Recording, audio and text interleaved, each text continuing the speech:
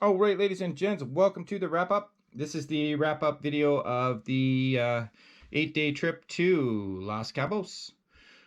So I was going to just do a blurb about generally about it, but I figured why not answer your questions that you guys put in through the 4 videos, some of the questions, and instead of me just rambling on about nothing. So anyway, this is the wrap up here. Pretty freaking phenomenal. 15 rings, 5 gold. 5 gold, 3 silver, and the rest blingers.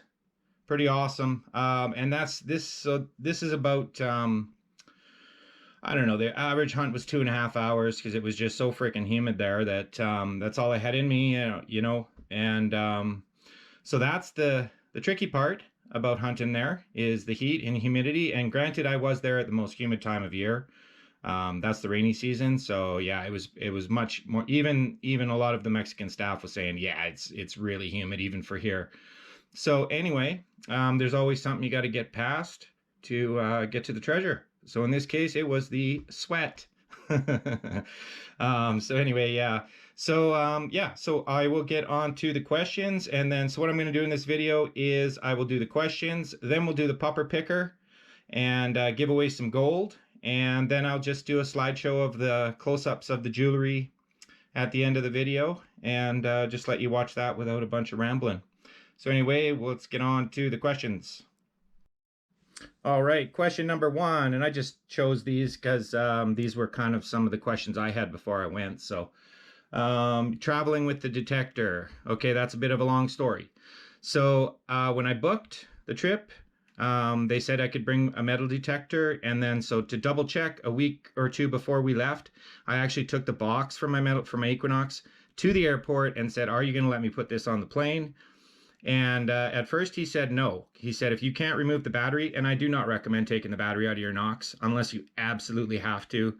They're real prone to leaking after that. So yeah, unless it's a repair, I would not take your battery out of your Nox, especially going somewhere else where you might not have the tools to put it together. So anyway, there is a battery number on the side of the box. The guy at the I flew WestJet, so the guy at the counter originally said, no, you can't bring that on the plane unless you can take the battery out. So I asked to talk to a manager, and apparently the airline, I don't know if every airline is like this, but WestJet is for sure, and so is Air Canada.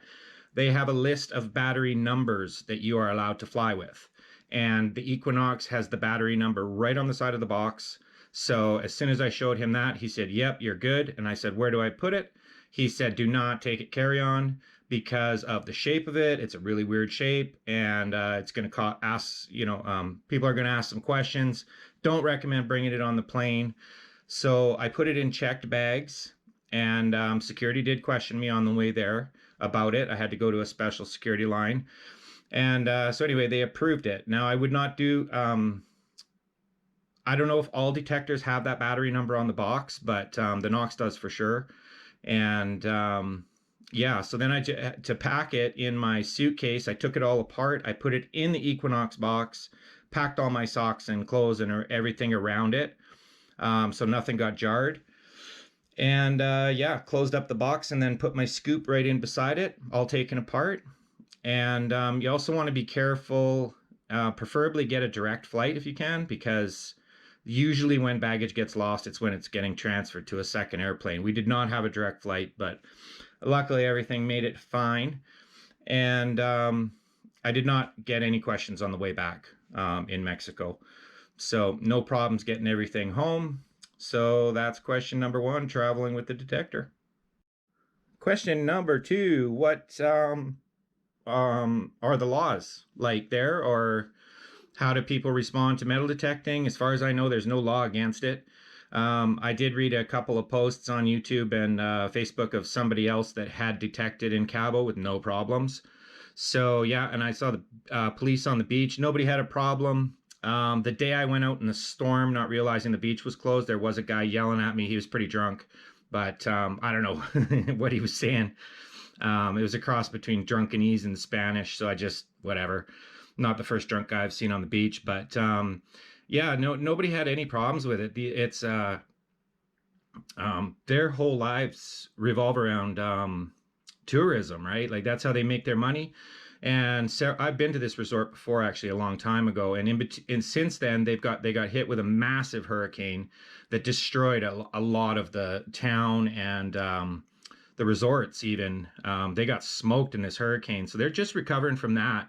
And then they got hit with COVID, so they're very happy to see tourists back, right? That's where their money comes from. So I don't think anybody's going to give you a hard time there. I don't know about the rest of Mexico, but yeah, they're just happy to see you, and they're interested in what you're doing. Cops didn't have a problem with it. If you're going to hunt at night, you kind of get what you get. I don't recommend going out at night if you're at all concerned about it. I don't really care.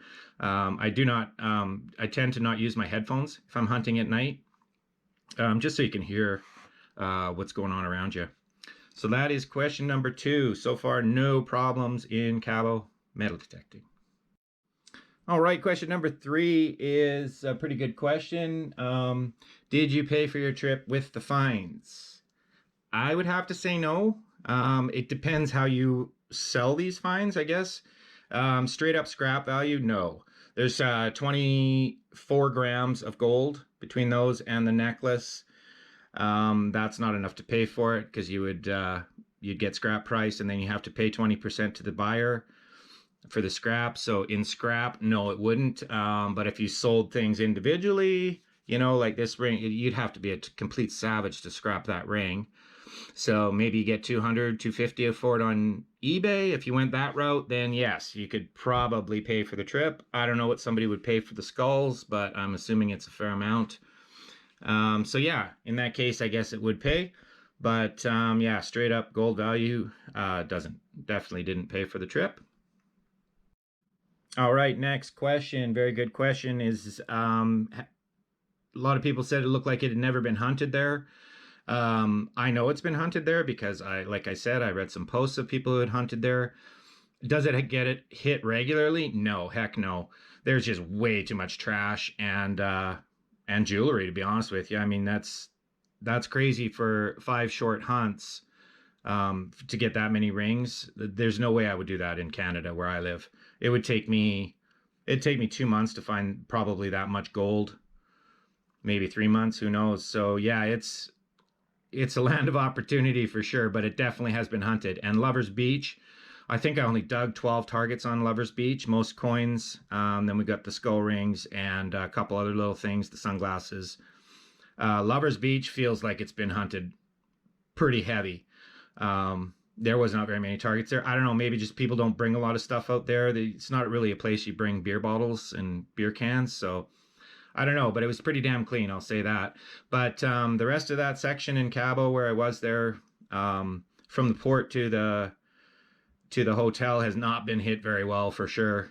I think there's probably just been a few people poking around in there. So if I'd had another week, I'm sure I could have killed it on some more gold and stuff. There was a bunch of resorts I didn't get to because I was cut off by that storm. There was a concrete wall where I had to pass, but the waves, every once in a while, a wave would hit halfway up this concrete wall, and I'm just not, I could have walked in front of it probably in 30 seconds to a minute, but I'm just like, I'm not going to get crushed in there. So there was this big chunk of that beach that I missed, and some people said that they're going to head down there. So if you want to send me an email, I'd be happy to tell you the spots that I didn't hit, and as well as some spots that I would really like to hit that I drove past doing some other things there. So yeah, it's been hunted, and like I said in the video, the police I talked to, they have metal detectors. They had gold monsters, which is not really the right machine for this, but it'll grab it. I think that's more of a nugget hunting machine, but yeah, if you're persistent, you'll get it for sure. And I don't think that the nugget monster or the gold monster would miss any of this stuff. So yeah, so there's some people that hunt there too. So hopefully that answers that question. Next question, easy one. How many pesos did we leave for the cleaner? I think it was 360 pesos. There might have been a couple in there, a few coins in there that were out of my change or something like that. But yeah, most of it was metal detecting fines. So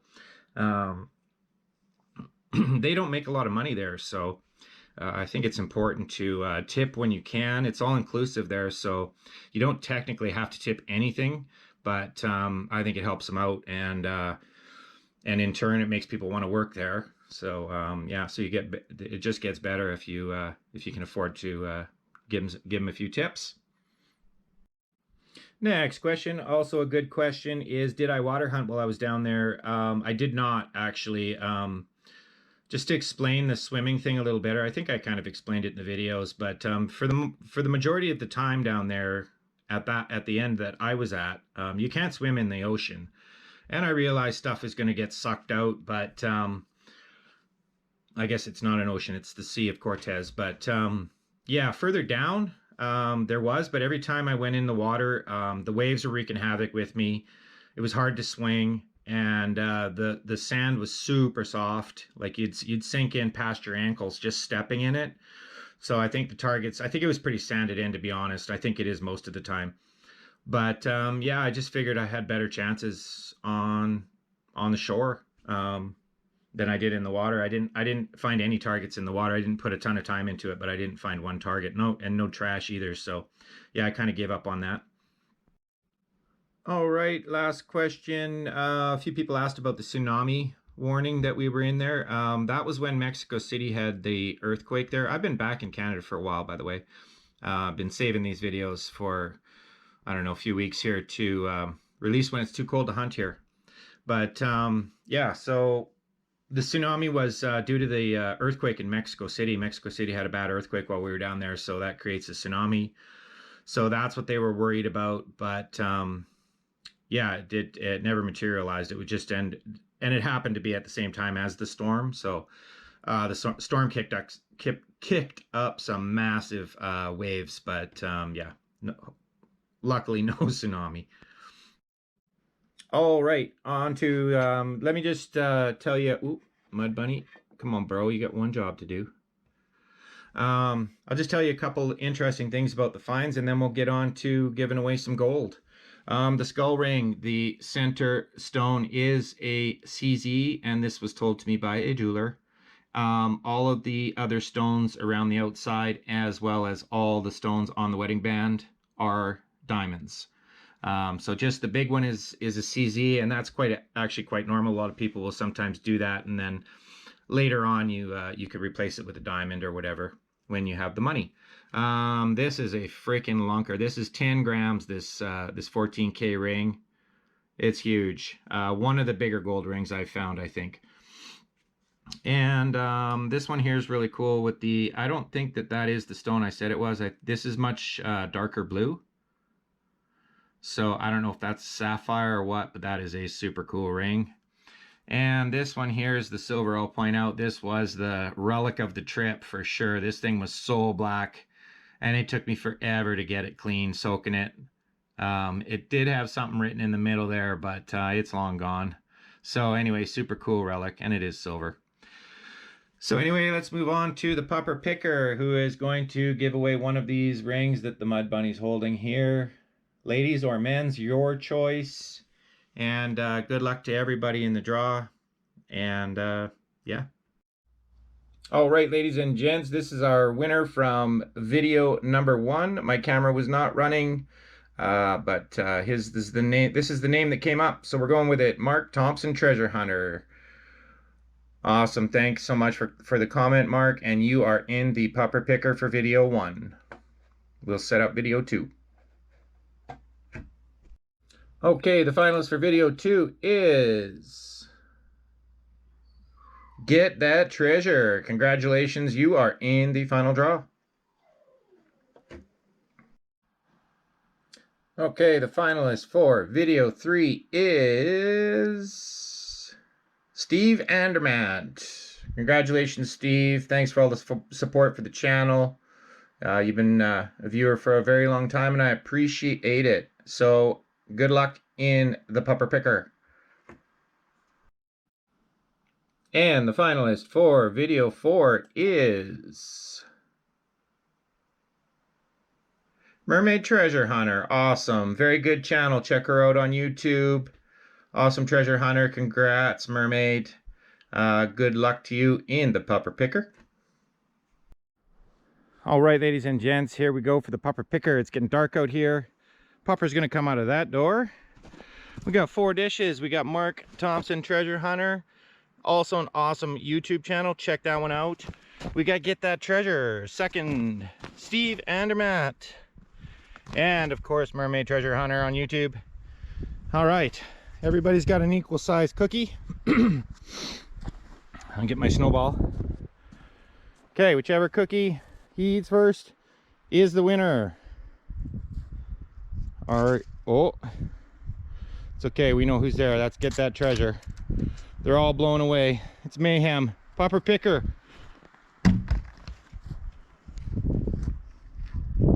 Here he comes. He always comes for a hug first. Don't worry about that. Turbo, get the cookie. Uh-oh. We're gonna have to wait for him to find it, folks. Oh, Mermaid. You got her, girl. Steve in second.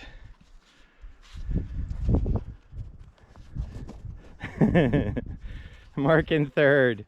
And all of the runners up, you can send me your address as well, and I will send you a silver coin from Canada. Mermaid, I will send your ring, men's or ladies, all the way to Japan, if that's where you are still at. So yeah, thank you all very much for joining me. See you on the next one.